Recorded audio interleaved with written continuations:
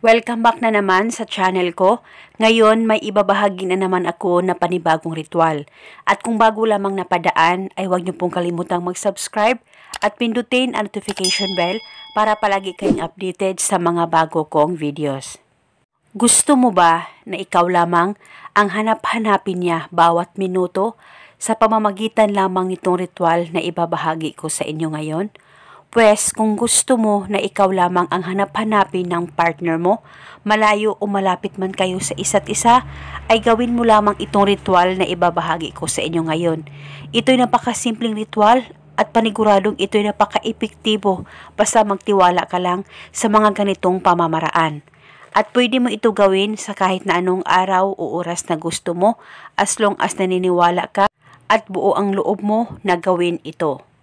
Ang gagawin mo lamang ay isulat mo sa papel, pangalan at apelyido.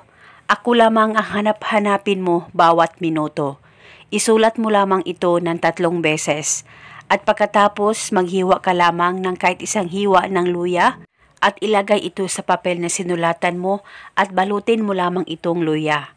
At pagkatapos mo nang mabalot, hawakan mo itong ritual, mag-focus at mag-concentrate ka, pakaisipin mo siya ng maigi. At banggitin mo lamang ang nakasulat sa papel ng 3 beses, pangalan at apelyido at ang hiling.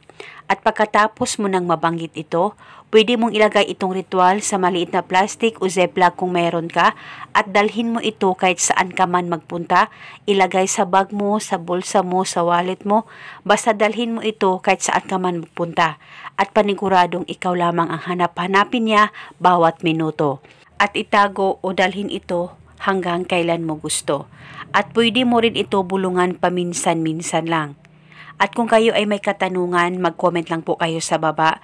Maraming salamat po sa panunood. May God bless us all.